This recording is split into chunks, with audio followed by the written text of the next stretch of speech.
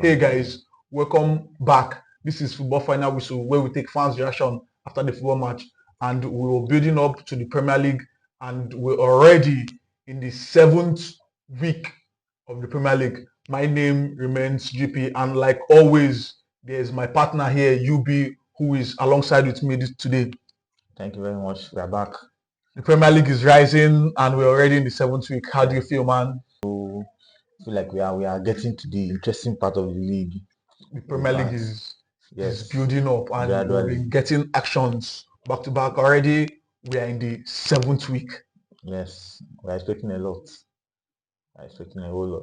In these 7 week fixtures, we'll be seeing some very, very important big matches, big teams or mid big teams, if we can say, against the supposed big boys. And before we properly go into these fixtures, congratulations to Liverpool. They are in the number 1 position. They are the top As it stands.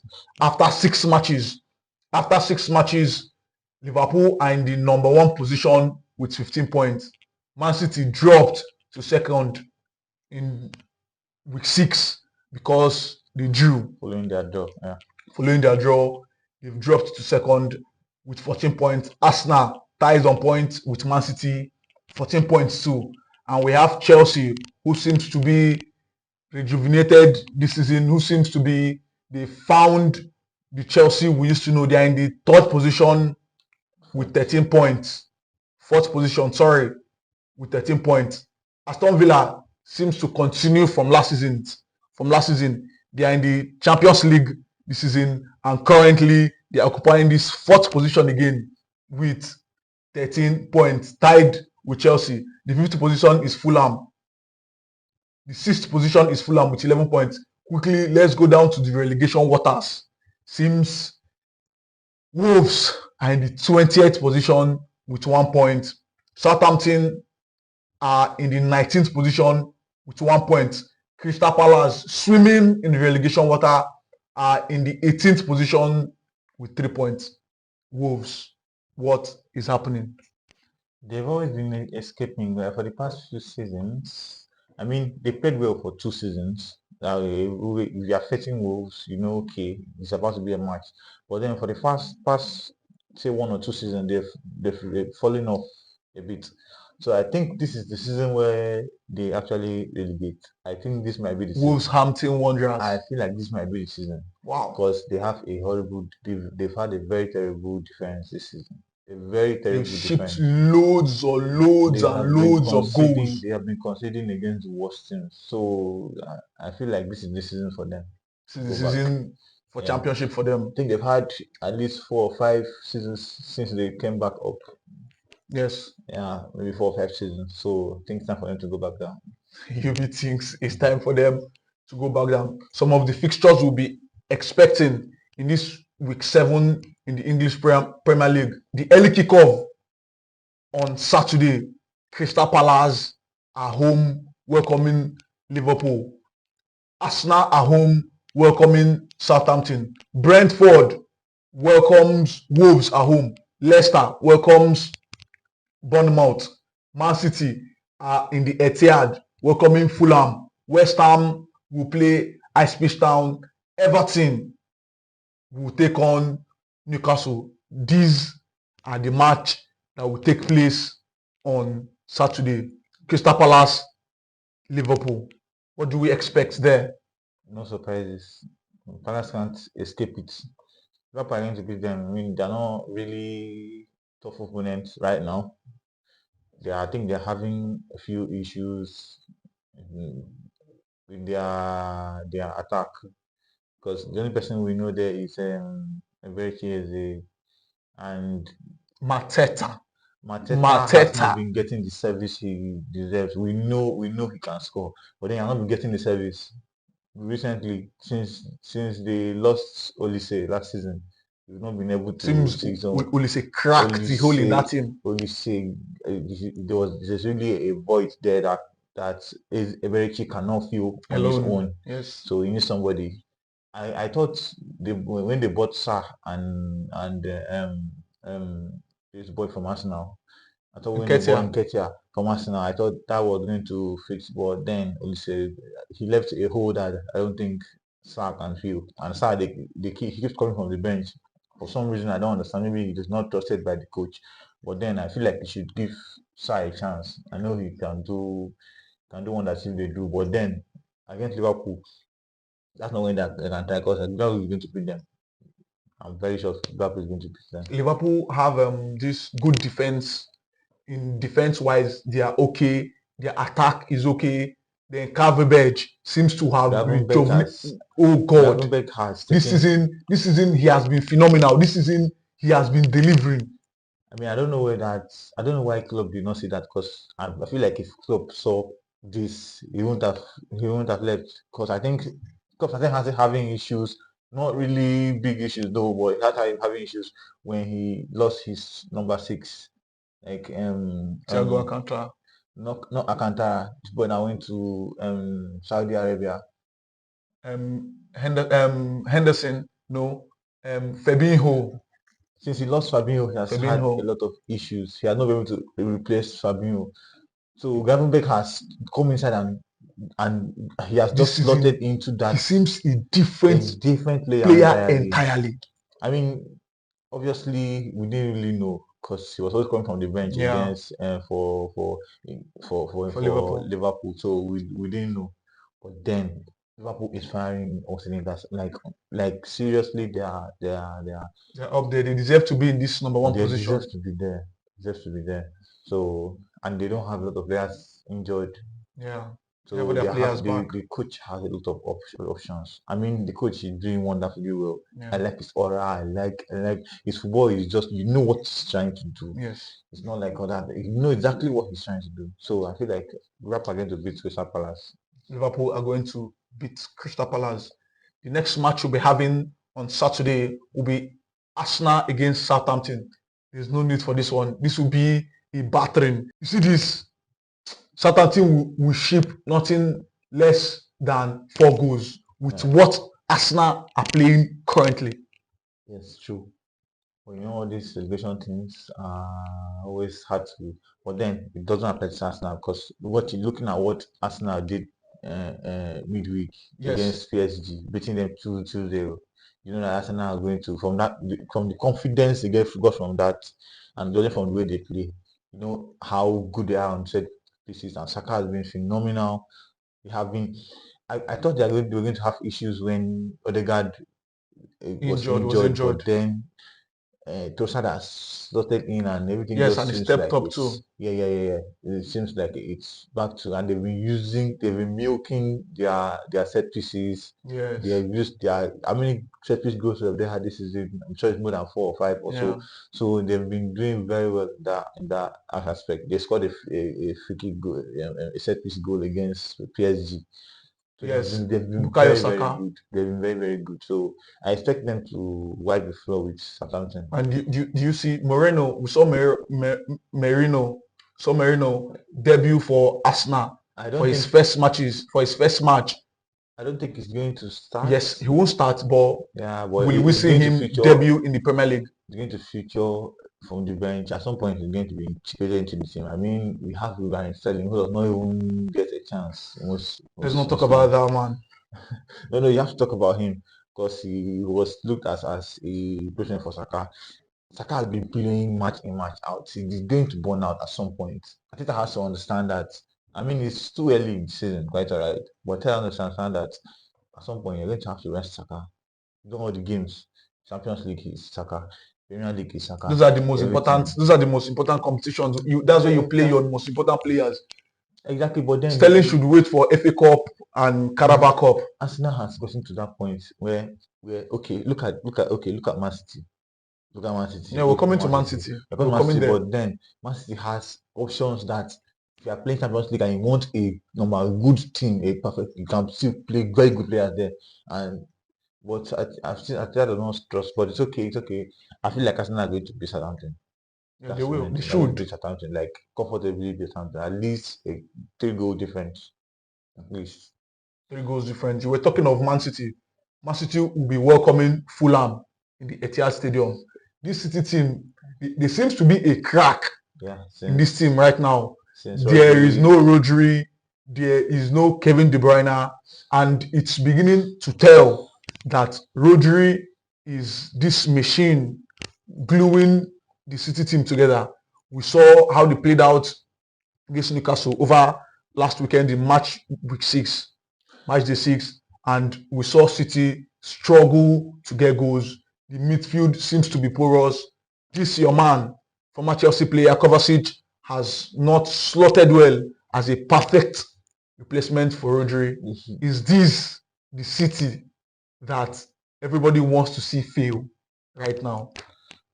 I mean, at least uh, City should at least come because they've been winning for a while. But then the problem with City right now is Rodri. Yeah, People have been saying, KDB very. I will understand that KDB is a very essential part of this team. yeah, But then I feel like to an extent, Gundogan can replace KDB. Kevin De Bruyne Yeah, to an extent. yes, But they don't have whatsoever kind of replacement for Rodri. for Rodri. They don't have it. Like they don't have. I expected maybe Matheus Nunes would step up, but But he's not a he has, four. hasn't. Yes, I know, He's not but a then four. Gravenberg was not a four. Gravenberg is an attacking midfielder. When we saw him at Bayern, Bayern. he was an attacking midfielder. But then he started into that position as if he had been He playing there was all his life. born to play there. Exactly. So I feel like I mean Guardiola likes experiments. Actually trying to do some experiments there. He was using Yeah, Kovacic. Kovacic is a better four. Kovacic Kovacic is more interested in carrying the ball and running with it. Yeah, he's He's just more not like a holding really midfielder. He's not a it's a defensive kind of box to midfielder. box. It's box to box, carry the ball and run with it. You get there and give somebody else to while Rodri is that connection between the keeper, the in fact the keeper and the midfield, and Rodri is just that what The Rodri is engine engine holding room. everything So together. and now they are Man City is home. Yes, So I mean, since they are home, you expect that they definitely fail to win. But Fulham have been in a very pretty good form recently, incredible. very good form. So you expect that at some point they are going to meet a team that will surprise them. Maybe that team is Man City. I mean, Man U luckily won them first game of the season. Since then, Yeah. they've not lost. They've not lost in the Premier League since Man U defeated them on first game of the season. So Man City, if they're not careful, I'm not seeing a loss though, Yeah. but it might be another draw. It just might be another draw. 3 straight draws. It Is just that might be what you're another draw. saying? That's what I'm saying. Because I mean, football has gone past the era of you play home away, home, Yeah. and people are beginning to play home well, whatever, wherever they are. So if the Fulham we've been seeing recently, if they turn up against Man City, and Man City decides to do, they decide to lose guard. I mean, I find it Fulham very will find it difficult. difficult to beat Fulham. It's not going to be a loss. I know it's not going to be a loss because I don't think Fulham has what it takes to beat Man City, but I feel like it might be a draw. I just feel. And the final match we'll be looking at on Saturday will be Everton against Newcastle. That's a no-brainer. Everton had their first win in the match day 6 in the Premier League, 2-1 victory. And Newcastle was able to snatch 1 point from Man City. Is Don't this? forget they beat Tottenham. Yes. Newcastle is on another. They are in a good moment right now. So this is the worst time for Everton to play them. Everton has been struggling. They just struggled to get their first point on the board. That's Their first win their first point. entirely. They have 3 points, and that was Yeah. from that win. Their first point on the board was that win. So they just struggled, and it was a struggle. So they need that game, but it's bad because they are playing against Newcastle. Newcastle team that is coming with some serious confidence.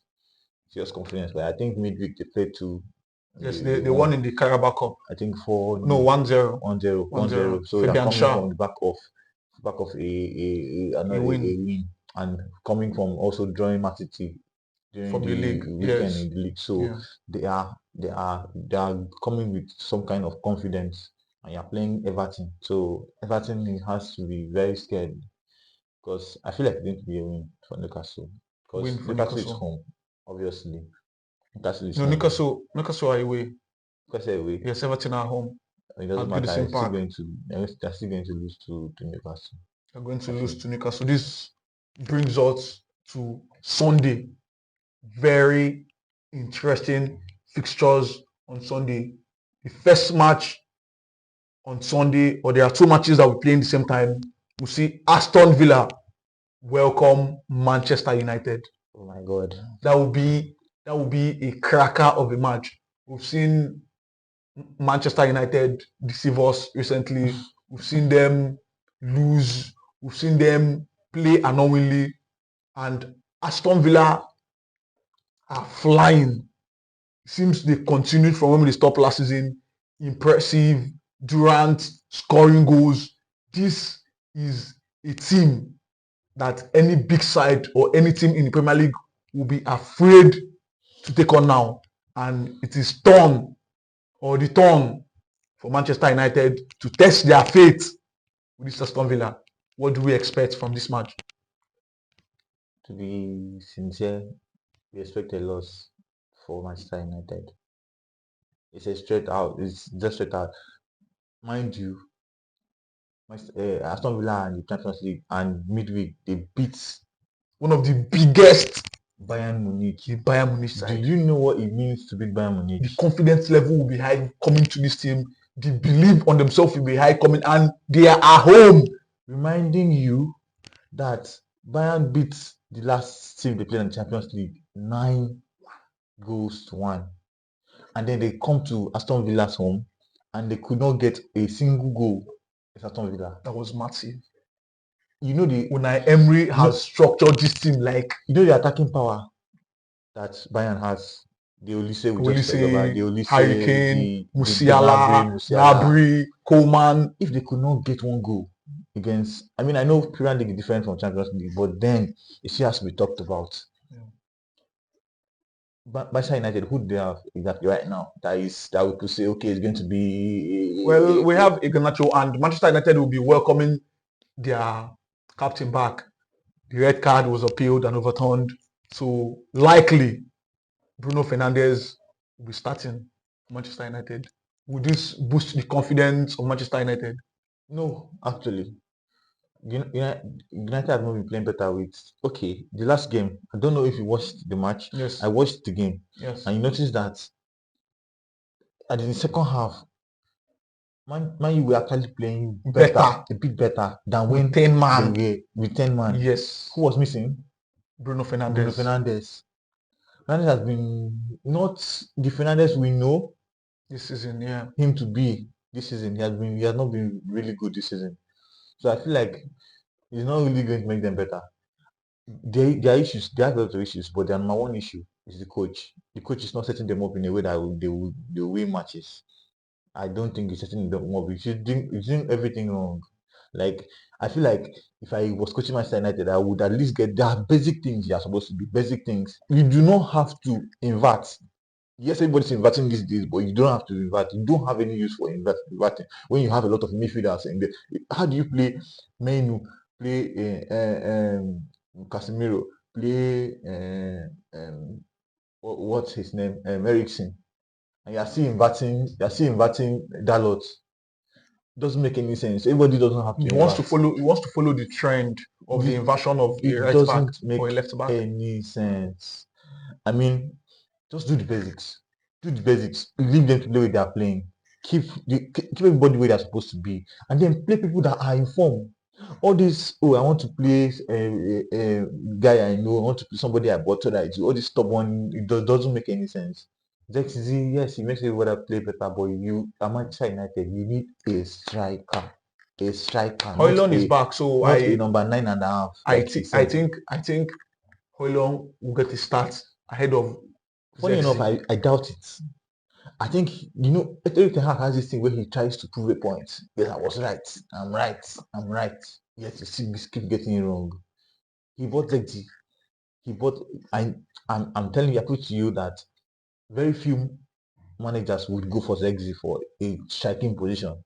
He's not like an out-and-out striker. It's like, where does he play? His support, because Højlund was injured and there was nobody that could fit the profile of that position well than Zexi as at that moment. But Højlund is back now, so I expect Højlund to start ahead of Zexi. And Zexi will return to the bench. Yes, you can come from the bench. You can come from the bench. I guess we just have to wait and find out. But I still feel like I don't even know why Rashford starts always. You play a Garnacho, play an Ahmad, Højlund plays as a number 9. Then I don't know. You can decide to bench Bruno because he has been bad of recent. And even it's even better you play Zexi behind the striker. And now they have play Ugarte and play Mino. Now they have an issue. Mino is injured. Mino is injured. Yes, he was injured. So now AFC is going to play. No. I doubt. If I am Erik ten Hag, but you are not. Yes, but I'm just. If I am Erik ten Hag, I'll play an Ugarte, play a Casemiro. That's double 4. Yes, most people are playing double 4 now. Double 4 pivot against a yes. Aston Villa. Rogers in Aston Villa is so good. So you need a double 4 to contain that Aston Villa midfield. The problem with that is, who are you going to be attacking with now? That is where the creativity going yes, to come that from is now. That is where a good day for Bruno Fernandes should turn himself on to turn on against Aston Villa. You're playing a double pivot 4. You need a creative. Number 10. Who? You're playing Fernandes as number 10. You're playing him as the creative force in that midfield. Yeah, but he hasn't been that this Ugarte is tireless. Eriksen. No. I wouldn't want an Eriksen to start against Aston Villa. He doesn't have the energy to match this Aston Villa side. Funny enough, I don't believe a double 4 is needed for that match. I personally don't believe so. I believe start Ugarte. Yeah, Casemiro is alright, but start Ugarte and then play Eriksen. And play Fernandes if he decides to turn up. If he decides to turn up, he's a good player on a good day. But he can also play Ugarte, play Fernandes, then play Zexi. behind I thought of behind Højlund. I thought of that, but that might be a very sweet game for Aston Villa because they might concede a lot of goals. Don't forget that for 2 games straight now, Manchester United have been considering a goal where somebody just runs from their defense, from the defense to their that really blows my mind because I don't understand why somebody will run with the ball for long from the opposite defense to their attack and it always leads to a goal. Yes, it always leads to a goal. Funny enough, so I don't get how that happens. I don't know. At that point, I don't even get if goals like that. I don't get if it's the fault of Ten Hag or just the players are not just committed enough. That brings me to another Manchester United issue. Most times we complain of coaches. Most times we say this coach is bad, but at the same time, these Manchester United players are equally bad. They are not committed enough. They are equally bad. Enough to play for Manchester United. I don't think they are because, I mean, first thing about football of being a defender against Tottenham, miss passes, lose passes, giving the ball away unnecessarily. Now the question is it the fault of the manager of Ten Hag? Them personally should know the basic of this football. Pass this ball around, pass ball to your nearest player, but they can't find themselves doing these basic things. One of the jobs of a manager, of a coach, is to motivate the players. Maybe it's not doing enough to motivate them. Because I mean, at this point now, you know that this is his team. I think 8 or 9 out of the players on that pitch, on his first team, he bought them. Yes, at this point now you can say that's a Ten Hag's team. Yes. Because you don't expect me to buy the whole 11 for you. Yes. For you to be yes. So 70% of the players. 70 to 80% of the players yes, on that pitch. Players signed. Yes. So you are expected to at least use them, motivate them to play for you. Because Manchester United recently have been looking like they're not motivated enough. Like, I mean, first rule of everything, tackle. Foul him if you have to. Like he's running defense to your attack. Foul him. You can't allow him to just keep running. Like a defender, Van der Ven was He running. ran all- He ran from the back. and made an assist to Johnson. What horrible touch did Rashford do first of all? We can decide to excuse Rashford, but he ran from his own half all through to the box 18 to even made an assist with that run. What are the defenders doing? What are the rest of the Nobody players was doing? tracking the run of Johnson. I mean, beginning of the match is where you are supposed to at least switch on. You just started everything. That's still fresh. We know Dalot is an attacking-minded kind of defender. He lost the track of Johnson. First of all, I think we were with the ball, so it's expected that he was going to be in the midfield. He was actually. You get? So when you lose that kind of ball, don't you? What is your primary position should come to your mind. I mean, maybe I actually agree with you. Double 4, maybe it's going to make a difference. I feel that's what will make a difference. Double 4. The issue now is that you are Manchester United. You're not supposed to be defending. I mean, that's what I've been doing, defending against a team like Aston Villa. So that is a defensive formation, obviously. Because you not have creativity taking from the forward is and adding to defense is just going to reduce. But it's obvious you are conceding goals. Yeah, you'll be conceding goals. Why not play a double 4 to shock that defense, to protect that defense, and then just keep nothing going forward. Nothing going forward. You have a Fernandez. That's why I said if he will turn on. A turned on Fernandez is fantastic.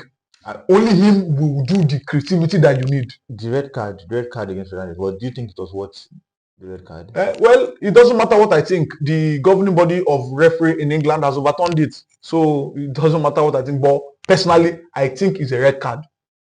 I feel it was a bit harsh. I feel it's a red card because he was falling, he slipped. But then his boot was high. Exactly the point. The rule of the law. We understand that point. But then referees they are taking away their willpower, their ability to read the game in the moment. The question is, was his boot high? Yes or no? Was it on purpose? I feel it's on purpose. It was not on purpose. It was funny. He was funny. He just decided, okay, let me stop the player at least. No. Everybody Was there a contact? Was there whether minimal or it was barely a contact? Was there a contact? It was a contact, yes. But it was barely. But was his boot raised up high? It was not a stud that made the contact. No. He stood. It was not a stud that made the contact. He stood did. Fine. Because the referee saw it in the VAR. No. The VAR called it. Yeah. No. He did not. If you watched the match, he made the decision. They didn't call him. He didn't look at the nothing. He just made the decision.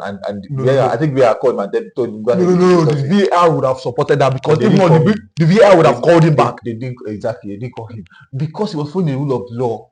It's your boot showing. Yes, absolutely. That is what backed my own decision. In that situation, you have to look at every situation. Okay, yes, he was not trying to be very, very what's that dangerous? It was not a very dangerous tackle. It was not a very dangerous. It was not malicious. So at least to an extent, you have to. Do you know the tackle caught his chin? He caught his chin before he ended up. So just a little scrape. He did not. Are you saying little scrape? I mean, it ruined the game.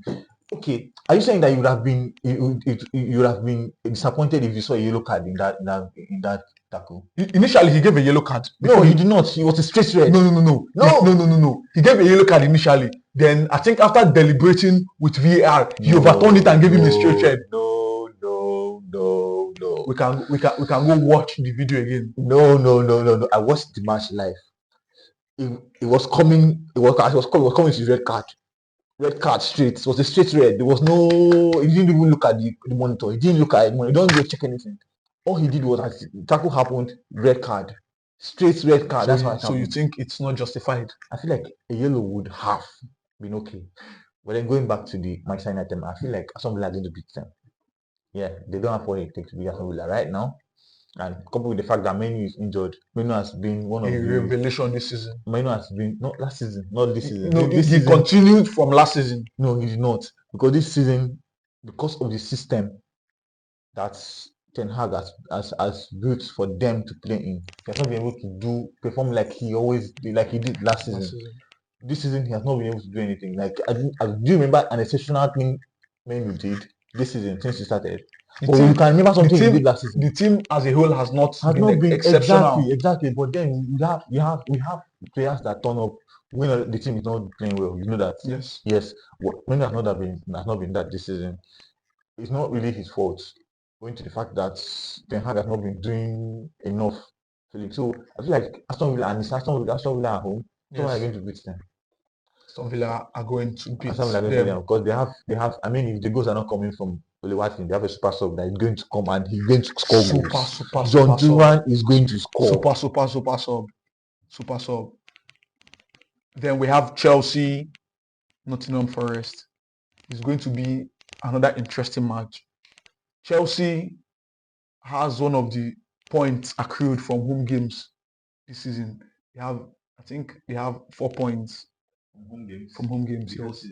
Yeah, I mean, in right now, after 6 matches played, they just have 4. They seem to be playing better when they go away than when they play at the Stamford Bridge. What do you expect with this Chelsea team this weekend? When you talk about Chelsea, also remember that Forest have been not such bad form. Yes. Yeah. They beat Liverpool recently. Decent. They've been decent. So playing Chelsea at home, and Chelsea have not been very great at home, except for the 4-2 win, the last 4-2 win against Brighton. But this is going to be another test for Chelsea. It's always a test for Chelsea these days because I mean you don't know the Chelsea that will turn up. We don't know Chelsea, but let's get to maybe 9-10 matches. We know okay, this Chelsea that are expecting to come out. But we're gradually getting there now. This is six matches played already. We've seen, we know what to say from Chelsea at some extent. Yes. I mean, they are going to attack. They are going to, the transition is so quick. Yes. They are going to from defense to attack before you know it. Speed of light. But then Nottingham Forest have been decent. Let's hope our nemesis does not come back and bite us. Martin Odoi is playing for Nottingham Forest, and they have been a very instrumental player for them too. So if he decides to turn up that day, we are in trouble.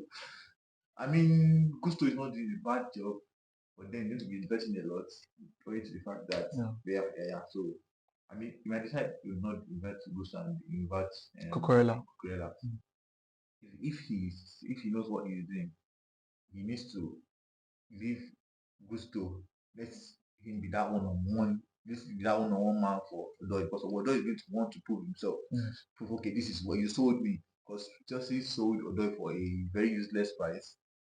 So he was like, okay, you sold me. You feel like I'm not good enough for this thing. So he wants to show himself. I mean, Willian did it. Yes. Willian did it with Fulham. Yes. So Odoi might want to do it too. So Chelsea has to be careful. But if they play as well as they are going to beat Nottingham Forest, not going to. So I feel like Chelsea are going to turn up against Nottingham Forest. Because from what they have been playing recently, from what the star man has been playing recently, Cole Palmer. Yes, I was coming to that. Cole Palmer seems to have continued where he stopped. He has been a very good signing for Chelsea in recent times.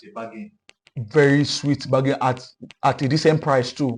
Chelsea didn't overpay, unlike some people that I will not want to call names. Don't go too far. I will not want to call names, but he has proven to be the main man for Chelsea. Will we see Jackson lead the line again this weekend for Chelsea? Obviously.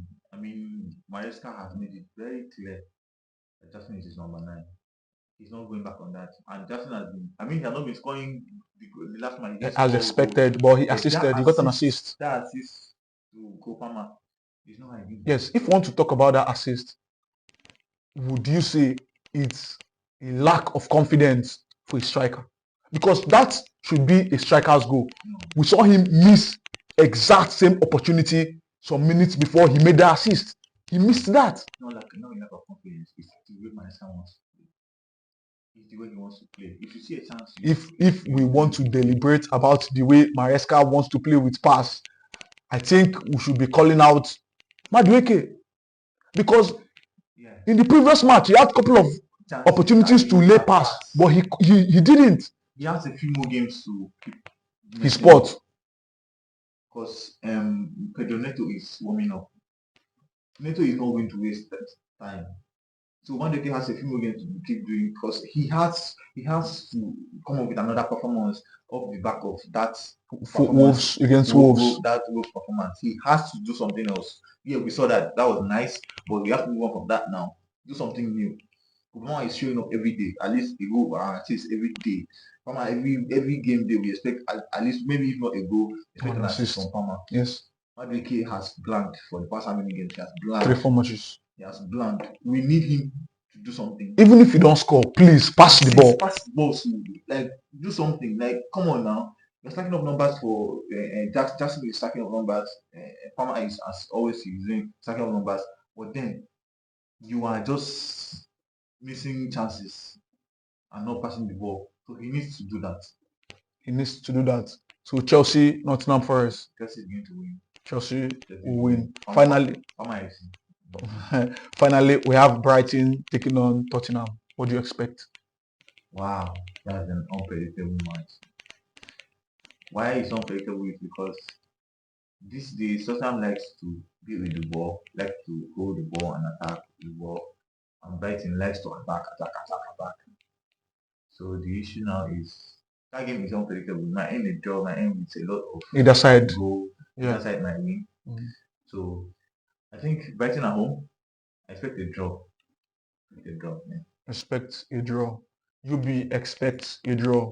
You've heard our opinions. Do well and go to the comment section to drop your opinions as well. Drop who you think will go with the 3 points or if it will come out as a draw. If you've not subscribed, do well to hit the subscribe button and turn on the notification for you to get notified when we drop a new video. Guys, go to the comment section and drop your predictions and stand a chance to win amazing prizes.